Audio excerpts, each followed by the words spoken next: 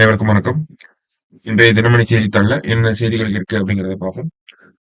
முதல்ல பார்த்தோம்னா, இலங்கையில 9வது அதிபர் தேர்தல் அப்படிங்கிறது நடந்து முடிஞ்சது. ஓகேங்களா? 9th presidential election of Sri Lanka. ஓகேவா?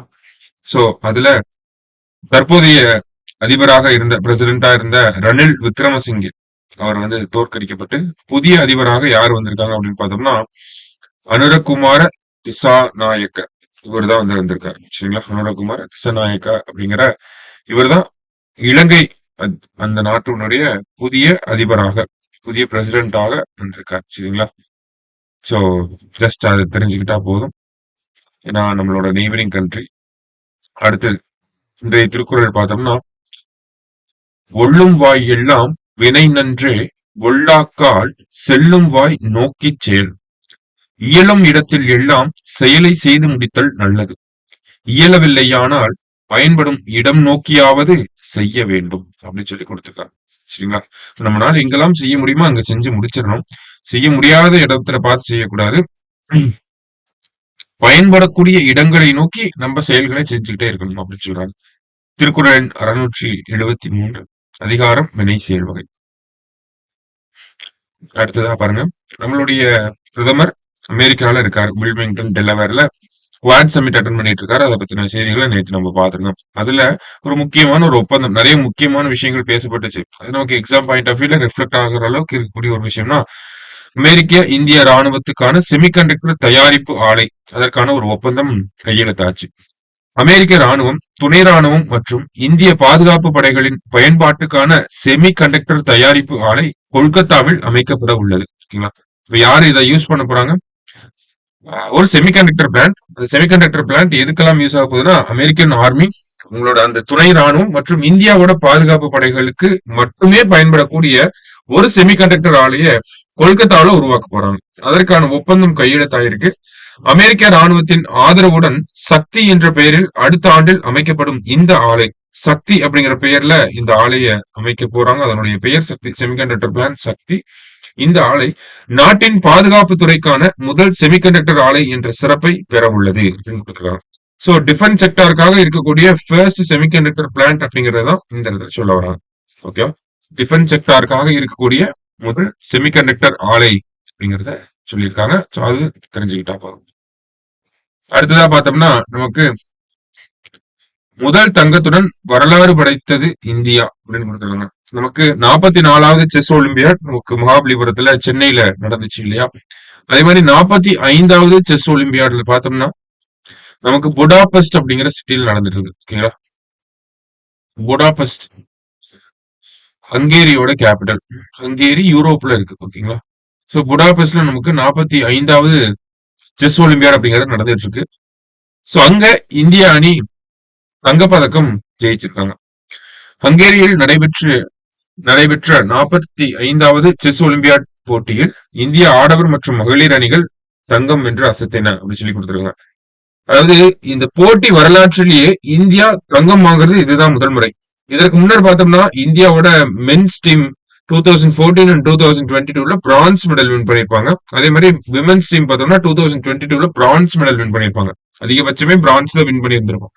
இந்த டைம் பார்த்தோம்னா ஆடவர் அணி ஒரு மேட்ச் கூட தோக்காம மொத்தமா வின் பண்ணி தங்கப்பதக்கம் அப்படிங்கறது வின் பண்ணிருக்காங்க. சோ 45வது செஸ் ஒலிம்பியாட் எங்க நடந்துச்சு, என்ன ஊர், என்ன கண்ட்ரி, நம்ம தங்கம் வின் பண்ணிருக்கோம். அதனால கொஞ்சம் முக்கியமான விஷயம் தான். சரியா? அடுத்ததா பார்த்தோம்னா, பட்டியலின சமூக மக்களுக்கு எதிரான குற்றங்கள் 13 மாநிலங்களில் மட்டும் 97% வழக்குகள் பதிவு அப்படின்னு சொல்லி கொடுத்திருக்காங்க. இந்த ஆர்டிகல்ல என்ன சொல்லியிருக்காங்க அப்படிங்கறத ஜஸ்ட் நம்ம பார்ப்போம். Prevention of atrocities against SC/ST act 1989 அப்படின்னு சொல்லி ஒரு சட்டம் படிச்சிருப்பீங்க. வன்கொடுமை தடுப்பு சட்டம் அப்படின்னு சொல்லி தமிழ்ல சொல்லுவாங்க இல்லையா? இந்த சட்டத்துல எவ்வளவு வழக்குகள் பதிவாயிருக்கு?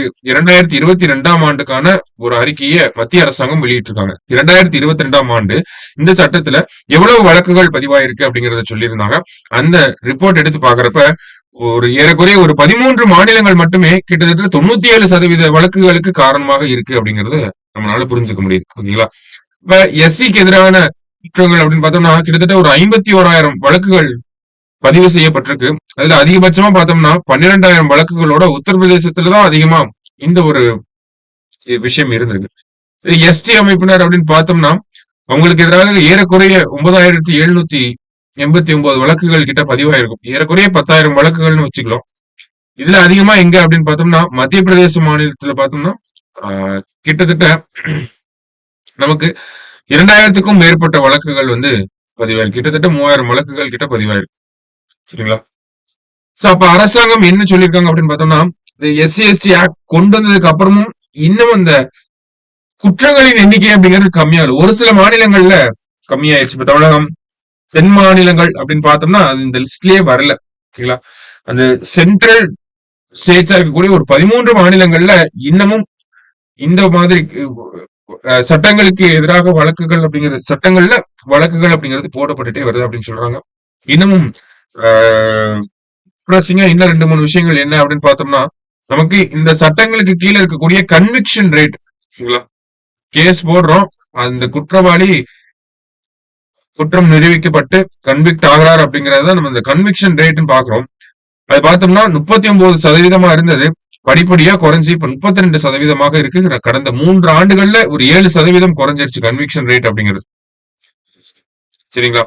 அதே மாதிரி பார்த்தோம்னா இந்த சட்டத்துக்கு கீழே நடக்கக்கூடிய குற்றங்களை விசாரிக்கிறதுக்கு சிறப்பு நீதிமன்றங்கள் அப்படிங்கிறது இருக்கு, ஸ்பெஷல் கோர்ட்ஸ் அப்படிங்கிறது. இந்த ஸ்பெஷல் கோர்ட்ஸோட எண்ணிக்கையும் கம்மியாக இருக்கு. நிறைய மாநிலங்கள்ல இந்த ஒரு நடைமுறை அப்படிங்கிறது சரியாக பின்பற்றப்படலை அப்படிங்கிறதையும் ஆர்டிகிள் நமக்கு கொடுத்திருக்காங்க. சரியான முறையில பின்பற்றப்படுறது இல்ல. ஸ்பெஷல் கோர்ட்ஸோட எண்ணிக்கை, சிறப்பு நீதிமன்றங்களின் எண்ணிக்கை அப்படிங்கிறது கம்மியா இருக்கு. ஒவ்வொரு மாவட்டத்திலையும் இந்த சிறப்பு நீதிமன்றங்கள் அப்படிங்கிறது இருக்க மாட்டேங்கிறது. சிறப்பு நீதிமன்றங்கள் இருந்தாலுமே அதனுடைய செயல்பாடு அப்படிங்கிறது இவ்வளவு சிறப்பாக இல்லாம இருக்கனால மக்களும் அதை தேடி போக மாட்டேங்கிறாங்க அப்படிங்கிற ஒரு குற்றச்சாட்டு. சோ இந்த மாதிரியான காரணங்களால வழக்குகள் அதிகமாயிட்டே போகுது. ஆனா கன்விக்ஷன் ரேட் அப்படிங்கிறது கம்மியாகுது. So prevention of atrocities against SC ST act அதோட அப்ஜெக்டிவ்ஸ் இன்னமும் ஃபுல்ஃபில் பண்ணல அப்படிங்கறத நம்ம பார்க்கணும். சரிங்களா? சோ இன்றைய செய்தித்தாளை பொறுத்த வரைக்கும் இருந்த முக்கியமான செய்திகளை நம்ம பார்த்திருக்கோம். மீண்டும் நாளை செய்தித்தாள் வாசிப்பை சந்திக்கலாம். நன்றி.